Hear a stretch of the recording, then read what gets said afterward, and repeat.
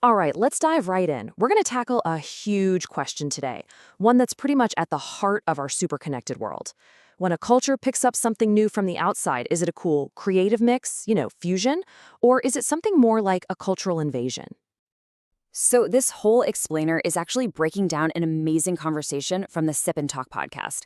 It's a special re-edit of the highlights brought to you by Micky, so you can get the absolute essence of this entire debate. You know, the folks at Sip&Talk started their chat with this brilliant, kind of funny question that just perfectly sets the stage. In a world as divided as ours, does Santa Claus actually need to check your passport before he drops off your gifts? It sounds a little nuts, but believe me, it gets right to the point. Why? Well, because this cheerful guy, who we all know for traveling the globe, has somehow found himself smack dab in the middle of a modern geopolitical tug of war. Seriously. Yeah, Santa Claus has become the symbol caught in what the Sip&Talk podcast perfectly called a dual loyalty dilemma. He's basically representing two completely different cultural battles that are happening at the exact same time in the world's two biggest superpowers.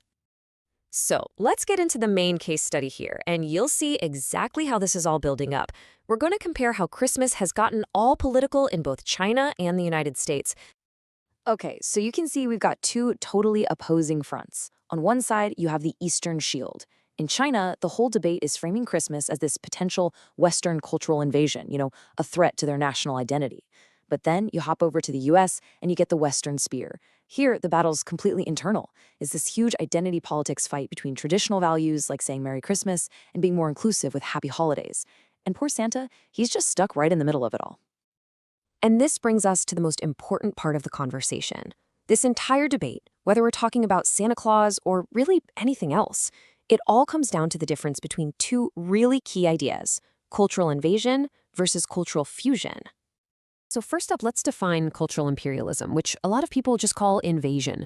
This is when a more dominant culture kind of forces its values and products onto another one. It's a one-way street. The key thing here is that it leads to passive consumption, and it can just totally overwhelm and even replace local traditions. It's basically a cultural monologue.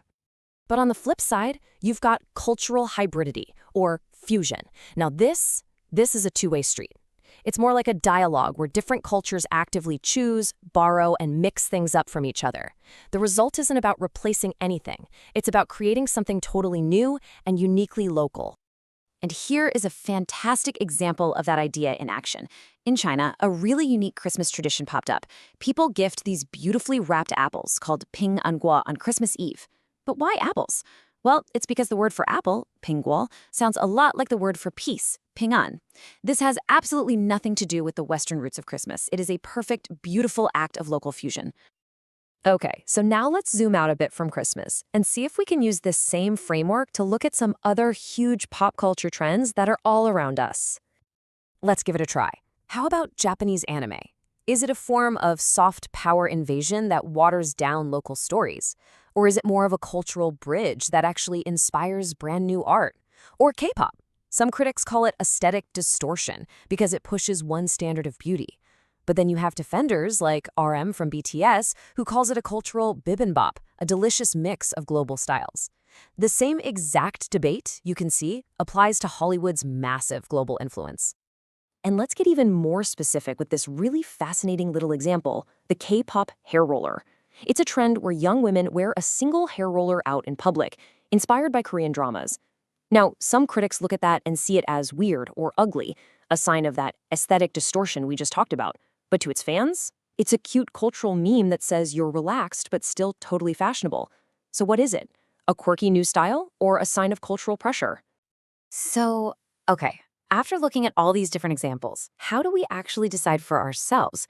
Where do you draw the line between an invasion and a fusion? You know, the Sip&Talk podcast offered what I think is the single most powerful takeaway. The ultimate test is to just ask yourself this: have I lost my own subjectivity in this exchange? Or, to put it another way, are you just passively consuming things, or are you an active participant who can remix, reinterpret, and truly make something your own?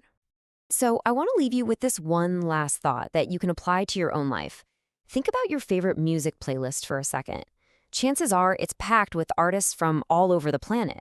So is that playlist a product of cultural invasion, or is it your own personal, beautiful act of cultural fusion?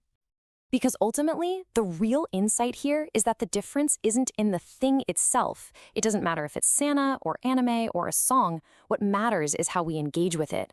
The power to decide really is in your own perspective. If you want to go deeper on this, you can hear the entire incredible conversation by subscribing to the Sip and Talk podcast. And of course, you can find the link to their channel and to Micky's right there in the description. Thanks so much for watching.